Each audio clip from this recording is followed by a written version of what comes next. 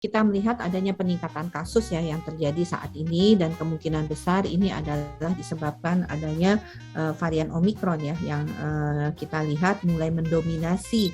Kita tidak bisa bilang dia lebih ringan, gejalanya bisa lebih ringan ya. Ya, ini sama, tetap adalah virus COVID-19 begitu.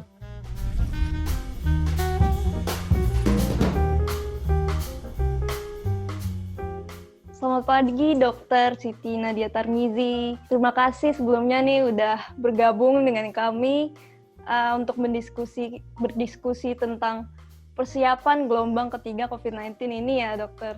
Sama-sama, Mbak Tia. Moga-moga kita sehat-sehat semua ya. Amin. Ya, kita langsung aja mulai ya, Dok. Dari yang paling umum nih, Dok. Gejala dari Omikron ini sendiri perbedaannya apa ya dengan varian sebelumnya yang kita ketahui itu Delta? Ya, jadi sebenarnya mau Omikron, mau Delta, ini kan semuanya adalah COVID-19 ya. Yang kita tahu ini adalah virus SARS-CoV-2 penyebabnya.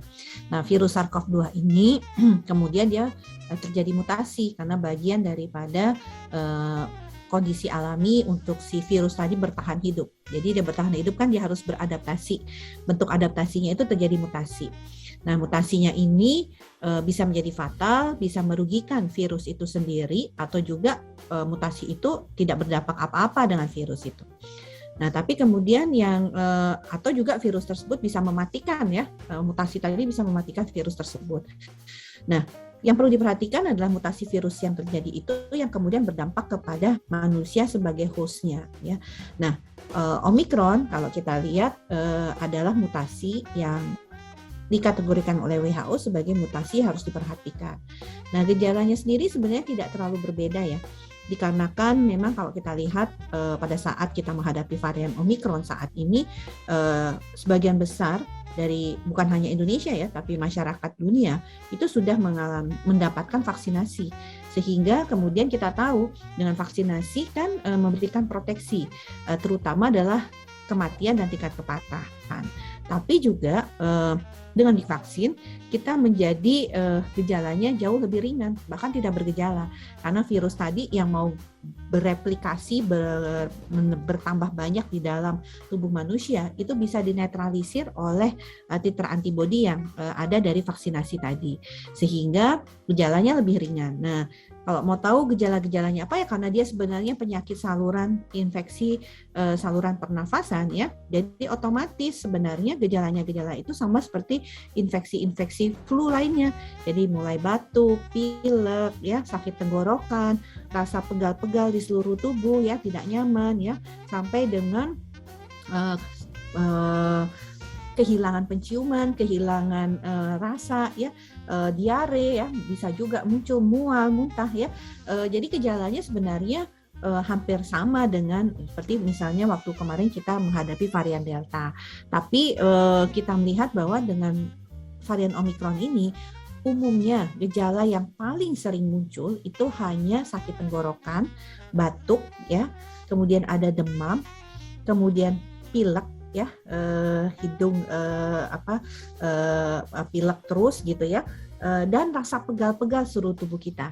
Kejadian yang mungkin di Delta sering tiba-tiba hilang penciuman, hilang rasa, itu tidak banyak ditemukan pada kasus-kasus orang yang terinfeksi Omikron ini, tapi tetap ada seperti itu.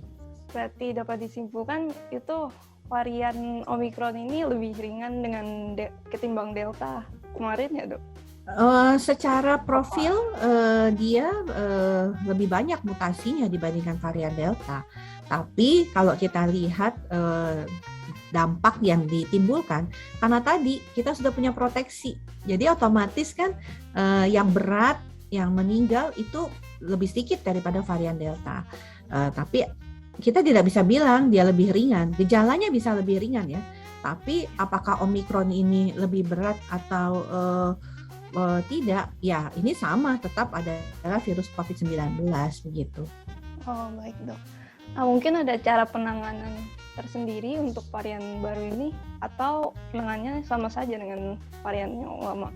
Ya, kembali lagi karena ini sebenarnya kan COVID-19 ya penyakitnya ya, virusnya masih sama SARS-CoV-2. Jadi apapun variannya penanganannya tetap sama, mulai dari artinya protokol kesehatan harus kita tingkatkan, mobilitas harus kita kendalikan, deteksi dini ya dengan testing dan tracing itu harus kita masifkan ya untuk kemudian mendeteksi kasus, jangan sampai kasusnya menyebar dan muncul klaster-klaster baru.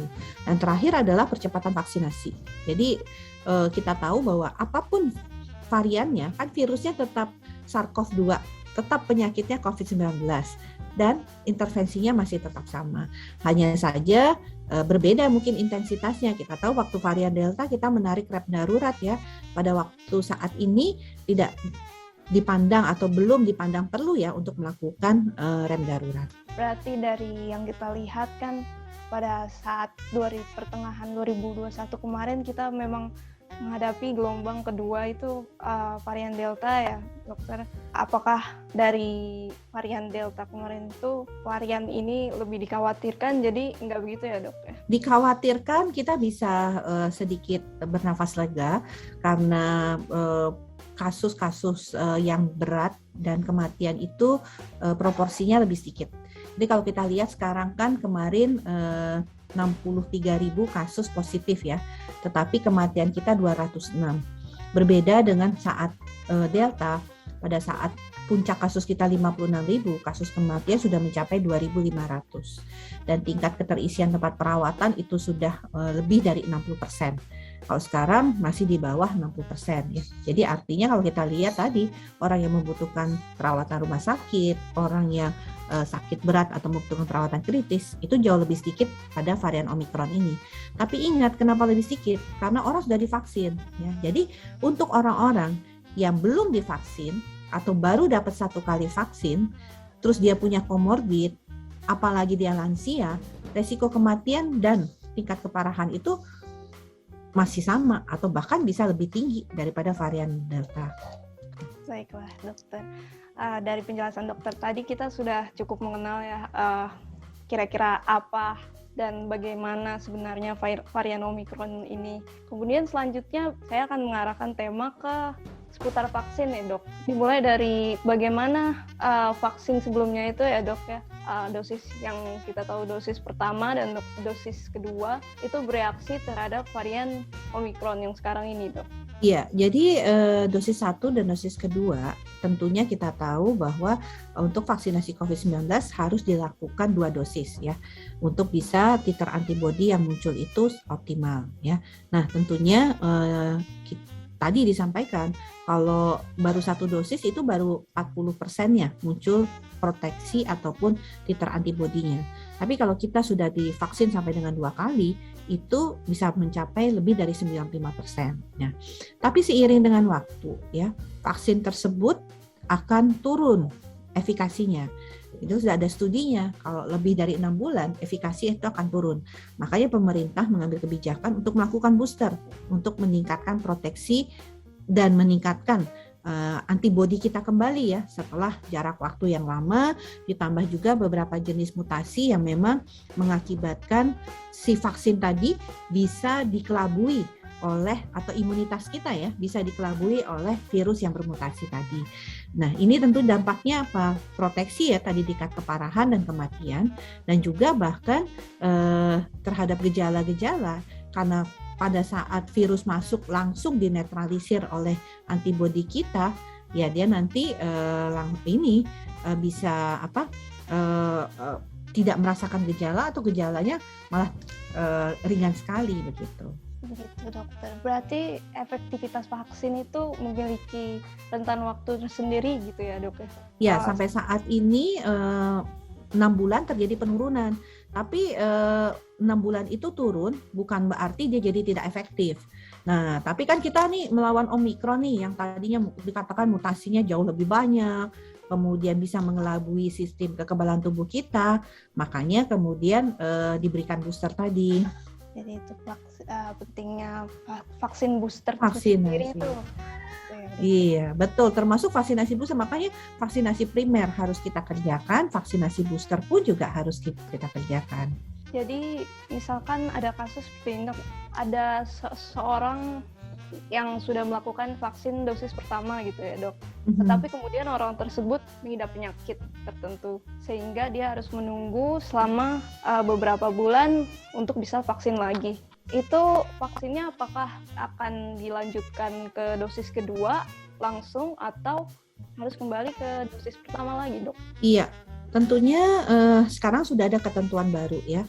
Kalau dosis pertamanya itu jaraknya lebih dari 6 bulan, maka dia harus kembali mendapatkan vaksinasi ulang. Jadi dari dosis 1 lagi, lanjut ke dosis kedua sesuai dengan waktunya 1 bulan kemudian ya.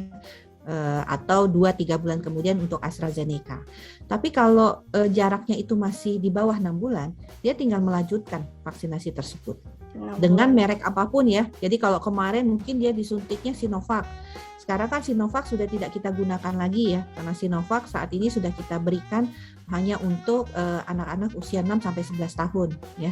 Nah, kalau kemudian dia kemarin dosis pertamanya Sinovac, nah ini dia harus melanjutkan, dia bisa pakai vaksin apapun juga, AstraZeneca, kemudian Pfizer, juga bisa dengan Moderna ya.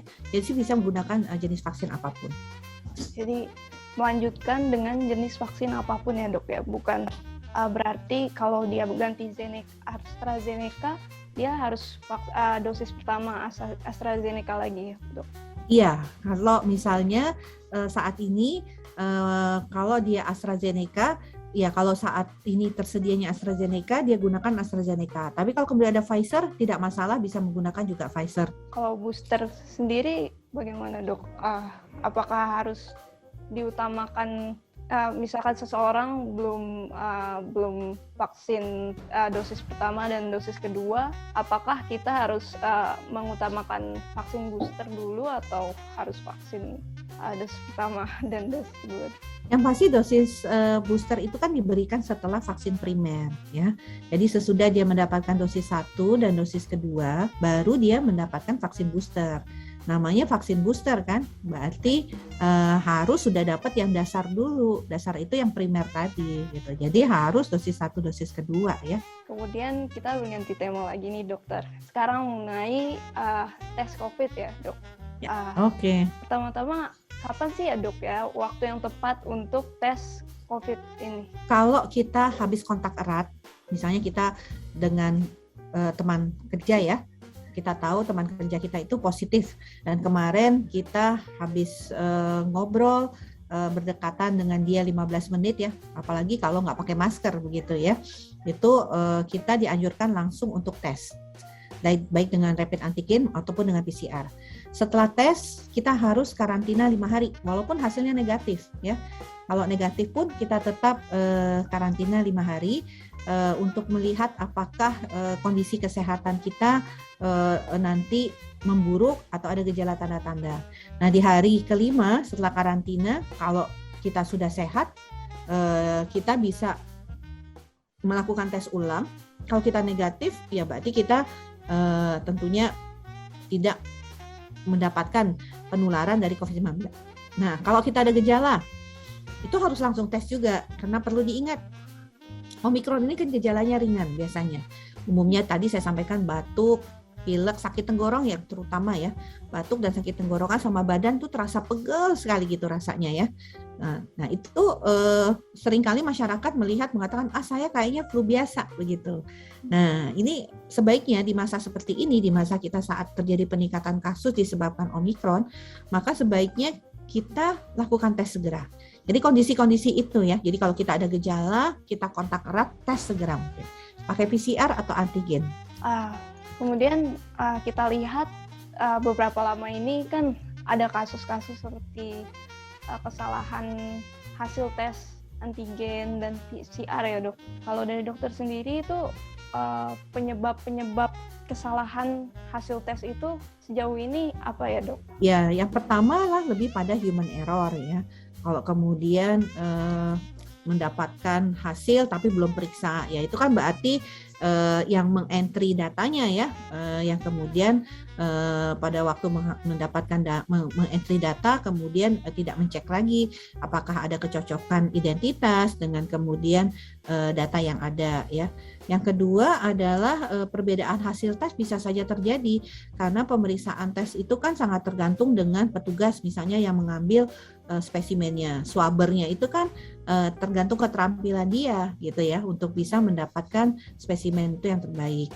Dan di awal-awal penularan jumlah virus juga tidak banyak sehingga mungkin belum terdeteksi. Makanya pada saat karantina walaupun hasilnya negatif kita tetap meminta seseorang melakukan karantina sampai dengan 3 hari atau 5 hari. Kemudian dia melakukan tes kembali, kalau dia hasilnya negatif itu dipastikan dia tidak tertular seperti itu. Jadi banyak faktor yang menyebabkan kalau hasil berbeda ya.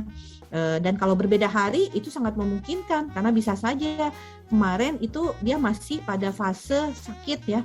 Nah besok mungkin karena virusnya sudah sangat berkurang ya, karena kita tahu varian Omikron ini kan cepat sekali sembuh ya, 3 hari 4 hari itu sudah sembuh, artinya jumlah virusnya juga sangat sedikit sehingga pada waktu dilakukan pemeriksaan hasilnya negatif.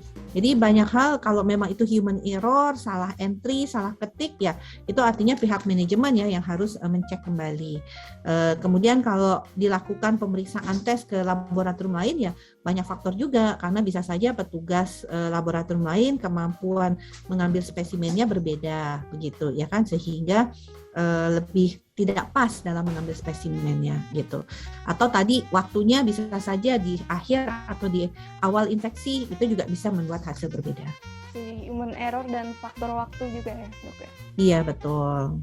Kemudian ada nggak sih dok cara memilih tempat atau menjalani prosedur tes COVID baik swab maupun PCR tertentu, itu ada nggak sih dok cara memilih tempat dan menjalani prosedur tes yang baik dan benar agar hasilnya akurat? Ya pertama bisa dilihat ya di Peduli Lindungi itu ada daftar laboratorium yang sudah bekerja sama dengan Kementerian Kesehatan.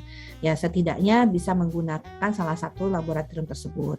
Yang kedua adalah tentunya menggunakan laboratorium yang selama ini memang mereka adalah pemberi layanan jasa pemeriksaan laboratorium ya. Jadi tidak sembarangan ya untuk pemilihan laboratorium tersebut. Jadi ya pasti adalah mereka yang mungkin yang sudah bekerja sama dengan sistem laboratorium Kementerian Kesehatan ya. Yang kedua adalah laboratorium yang memang selama ini menjalankan tugas laboratorium, memberikan layanan laboratorium. Baik dok. Kemudian kita berganti tema lagi nih dok. Sekarang mengenai panduan isolasi mandiri. Pertama-tama tolak ukur seseorang harus melakukan isolasi mandiri atau harus menjalani perawatan khusus di rumah sakit itu bagaimana ya dok? Jadi pada waktu seseorang melakukan pemeriksaan laboratorium dan hasilnya positif, dan kalau pemeriksaan itu dilakukan di laboratorium yang berjejaring dengan Kementerian Kesehatan ya, tentunya akan langsung terhubung dengan layanan telemedicine yang disiapkan oleh oleh Kementerian Kesehatan. Jadi nanti akan ada WhatsApp notifikasi link ke sana ya, dan kemudian nanti ada telekonsultasi yang dilakukan oleh 17 asosiasi telemedicine. Nanti di sana akan diberikan link ya untuk konsultasinya, dan nanti akan diberikan resep secara elektronik begitu. Nah nanti resep elektronik ini bisa ditebus melalui juga elektronik ya ke Kimia Farma, nanti akan diantarkan oleh si cepat ke rumah pasien masing-masing. Nah di lain pihak kalau kita tahu kan tidak semua daerah punya layanan telemedicine ini ya. Orang yang positif itu misalnya dia periksa dari laboratorium, dia bisa meminta anggota keluarga lainnya untuk menghubungi puskesmas terdekat dan nanti akan diberikan obat oleh puskesmas terdekat dan juga dipantau. Ingat bahwa selama isolasi mandiri itu harus ada pemantauan ya.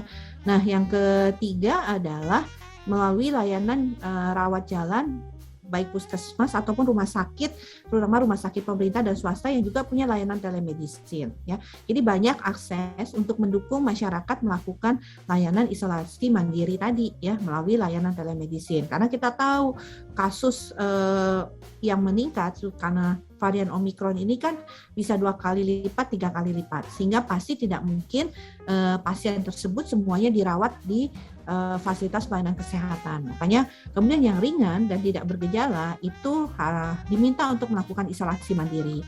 Tapi isolasi mandirinya tetap harus di bawah pengawasan puskesmas ataupun tenaga kesehatan, supaya kalau nanti ada perburukan segera bisa dirujuk ke rumah sakit.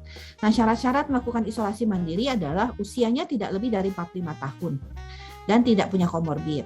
Kalau usia lebih dari 45 tahun, punya komorbid, dianjurkan untuk datang dulu ke fasilitas pelayanan kesehatan untuk dinilai apakah layak atau tidak isolasi mandiri.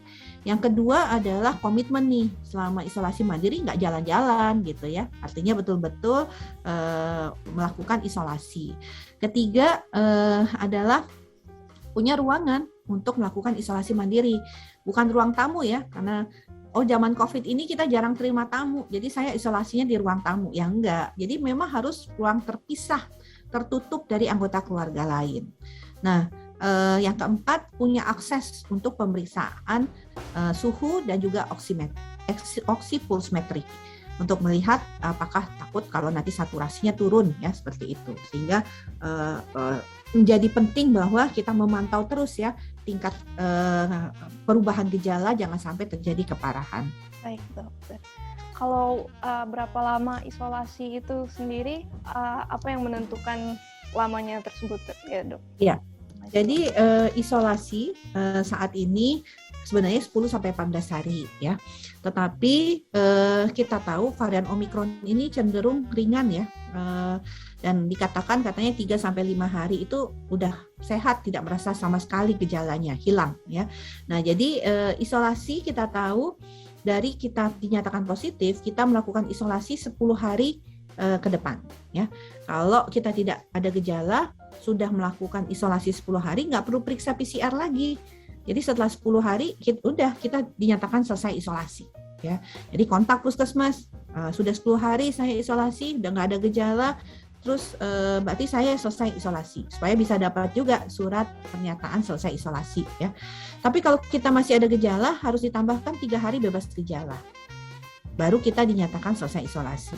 Nah, yang ketiga adalah karena Omikron ini cenderung ringan ya, maka kemudian di hari ke-5 ke-6 kita bisa lakukan pemeriksaan PCR. Kalau PCR-nya negatif di 2 kali pemeriksaan tersebut di hari ke-5 ke-6, maka hari ke-7 kita dinyatakan selesai menjalani isolasi. Baik dokter. Kemudian untuk tema selanjutnya nih dokter. Setelah kita mengetahui mengenal ciri Omikron, kemudian vaksin dan tes COVID, kemudian panduan isolasi, kini kita akan membahas soal obat COVID-19 ya dokter. Pengobatan COVID-19, khususnya varian Omikron saat ini. Pertama-tama dari daftar obatnya sendiri ya dok ya, adakah obat yang sudah tidak efektif dalam menangani varian Omikron saat ini dokter? Ya, sesuai dengan rekomendasi dari 5 organisasi profesi ya, ada 5 jenis obat yang sudah tidak direkomendasikan lagi untuk digunakan dalam pengobatan COVID ya. Itu mulai dari azitromisin, oseltamivir, kemudian terapi plasma konvalesen, ivermectin dan chloroquine ya. Tetapi obat-obat ini masih banyak digunakan untuk penyakit-penyakit lainnya ya. Bahkan kalau seorang yang dengan infeksi bakteri masih diberikan azitromisin ya kan. Atau kalau orang yang sakit flu biasa itu masih pakai oseltamivir ya. Nah, jadi obat-obat ini sudah tidak direkomendasikan lagi oleh organisasi profesi dalam memberikan penanganan pasien COVID-19. Oke dokter. Bagaimana dengan pendapat masyarakat nih dokter? Banyak yang mengatasi COVID-19 sendiri di rumah dengan menggunakan obat warung seperti paracetamol dan obat panas seperti Sanmol. Apakah itu disarankan ya dok?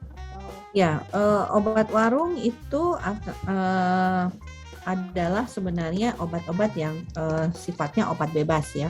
Jadi bukan obat yang logo warnanya itu yang dilarang. Jadi adalah warnanya hijau kalau saya tidak salah ya logonya. Jadi memang bisa dibeli tanpa menggunakan resep ya. Nah, obat warung ini kan sebenarnya hanya mengobati gejala saja. Jadi kalau dia demam, menurunkan demamnya. Kalau dia pusing, menghilangkan sakit kepalanya. Kalau dia muntah, menghilangkan mungkin obat mahnya seperti itu ya. Tapi tetap bahwa dalam penanganan COVID-19 yang paling utama isolasi. Bukan hanya minum obat warung. Bisa demam hilangnya tapi virusnya masih ada dan bisa menularkan pada orang lain. Makanya terapi daripada COVID-19 adalah isolasi ya. Makanya orang yang dirawat di rumah sakit dengan COVID-19 itu tidak ditunggui keluarga. Karena pada prinsipnya dia melakukan isolasi supaya tidak ada penularan pada keluarga ya. Nah, nanti ada kondisi-kondisi tertentu ya obat-obat antivirus yang diberikan dan ini harus menggunakan resep. Apakah sudah ada obat spesifik untuk menangani virus SARS-CoV-19 ini, dokter? Yang secara spesifik tidak ada ya. Obat untuk COVID-19 sampai saat ini belum ditemukan. Ada beberapa jenis obat yang diperkirakan bisa membantu penyembuhan daripada orang yang tertular COVID-19, termasuk misalnya mencegah tingkat keparahan ya pada orang-orang yang terinfeksi COVID-19. Tapi obat seperti misalnya ARV yang diberikan pada orang yang menderita HIV, itu betul-betul virusnya bekerja pada virus HIV. Nah, kalau yang ini kita sampai saat ini belum ketemu obat yang betul-betul bisa membunuh virus COVID-19. Yang bisa dilakukan adalah membantu ya proses-proses penyembuhan, tapi dia tidak langsung membunuh virus COVID-19 itu sendiri. Baik, dokter. Kemudian sampai ke tema terakhir nih, dokter. Oke, mengenai garis besar dari tema kita kali ini, yaitu persiapan yang dilakukan untuk menghadapi gelombang ketiga COVID-19 ini. Pertanyaan pertama, dokter, dalam menangani gelombang ketiga ini kan kita sudah belajar ya dari gelombang kedua, Delta kemarin, dan mayoritas masyarakat juga sudah mendapat vaksinasi pertama dan kedua. Jadi mayoritas masyarakat sudah mendapat kekebalan bisa dibilang akan virus ini. Dengan itu bisa nggak ya dokter kita menerapkan herd immunity atau kekebalan kelompok?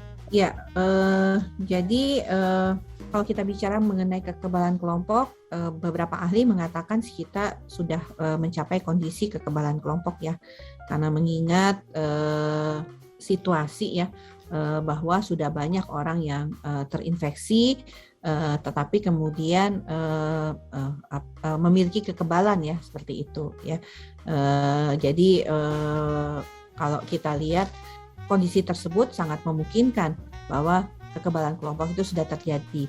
Tapi kekebalan kelompok yang terkait dengan vaksinasi, kalau kita lihat kan kita belum mencapai atau menyelesaikan target vaksinasi kita ya. Tapi kekebalan kelompok yang mungkin terjadi dikarenakan seseorang itu selain sudah divaksin, dia juga mendapatkan infeksi ya. Begitu juga masyarakat lain, mungkin ada yang belum divaksin tapi sudah mendapatkan infeksi, otomatis kan di dalam tubuhnya ada imunitas ya yang terbentuk. Nah, ini juga kita sebut sebagai bisa menjadi penyumbang dari kekebalan kelompok. Tapi kalau dari total jumlah vaksin yang tentunya saat ini sudah kita berikan ya, itu untuk vaksinasi dosis pertama saja itu kita sudah 187,9 juta. Artinya sudah 189,3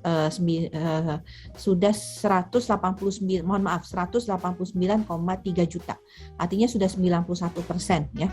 Kemudian 67% dosis kedua ya. Sudah 139 jutaan dan sudah juga ada 8 jutaan yang mendapatkan dosis ketiga ya. Jadi kalau dilihat dari cakupan vaksinasi, target kita saat ini 238 termasuk anak-anak dan remaja. Yang tadinya hanya 181,5 ya, sekarang sudah 238 juta target sasaran vaksinasi kita. Artinya dari segi jumlah kalau ini tercapai berarti kita sudah membentuk benteng pertahanan bersama ya. Atau mungkin yang masyarakat sering dengar itu sebagai kekebalan kelompok bersama. Jadi membangun kekebalan bersama ya. Dikarenakan titer antibodi yang didapatkan dari vaksinasi itu kan cenderung sama untuk semua orang. Karena sudah diatur di dalam uji klinis kalau disuntik 2 kali dengan 1 kali dosis maka titer antibodi yang muncul akan sekian seperti itu. Jadi dengan melakukan vaksin booster ini tentunya menambah kekebalan dan benteng pertahanan kita tadi itu ya dokter. Nah, vaksin booster itu adalah meningkatkan titer antibodi yang sudah kita miliki dari vaksin pertama atau vaksin primer, ya kan? Karena waktu tadi saya sampaikan bisa menurunkan efikasinya, kemudian juga ada mutasi virus baru ini yang bisa mengelabui sistem kekebalan, makanya kan tentara di dalam tubuh kita harus diperkuat. Nah, perkuatnya pakai apa? Booster, tenaga cadangan. Baik, dokter. Kemudian ini ada berita yang viral nih dokter mengenai negara-negara Eropa yang dikabarkan sudah berdamai dengan COVID-19. Kemudian dari Republik Indonesia kita ini sendiri bagaimana ya dokter? Apakah sudah ada perkiraan endemi dari COVID-19 di negara kita ini? Kalau perkiraan pasti belum tahu ya, karena yang menentukan apakah pandemi ataukah pandemi ini selesai adalah WHO tentunya kan. WHO yang mendeklarkan bahwa saat ini COVID-19 dinyatakan sebagai situasi pandemi di berbagai negara. Tapi upaya kita untuk bisa menyelesaikan pandemi masuk pada kondisi yang disebut endemi itu juga salah satu yang kita lakukan ya. Artinya bagaimana kemudian kita membiasakan ke depan hidup bersama dengan COVID-19 karena tidak mungkin menolkan kasus COVID-19. Yang penting saat ini bagaimana titik keseimbangan antara kepentingan kesehatan dan kepentingan daripada aktivitas masyarakat. Kepentingan aktivitas masyarakat ini kan banyak ya, ada aktivitas sosial, ada aktivitas keagamaan, ada juga aktivitas ekonomi. Nah, mencari titik keseimbangan bagaimana kemudian kesehatan tidak berdampak dengan adanya kegiatan-kegiatan aktivitas tadi dan tentunya bagaimana menjaga kesehatan supaya aktivitas-aktivitas yang masyarakat tadi tetap berjalan, ini yang tentunya kita lakukan dalam menuju proses menjadi endemi tadi.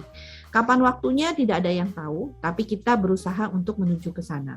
Bagaimana caranya kita semua sudah tahu, jadi caranya sudah tahu, tapi cepat atau lambat tergantung dengan kita.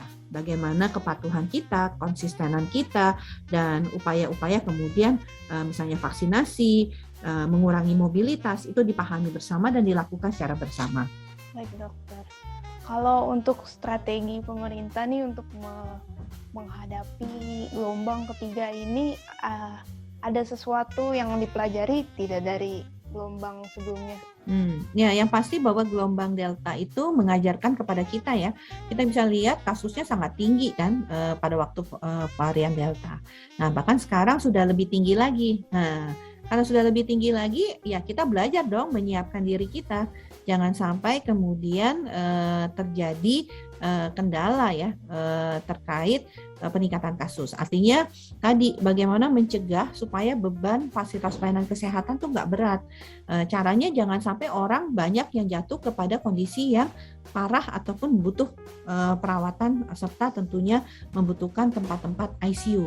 Caranya tadi orang yang positif segera kita lokalisir sehingga penyebarannya bisa segera dikendalikan, ya kan?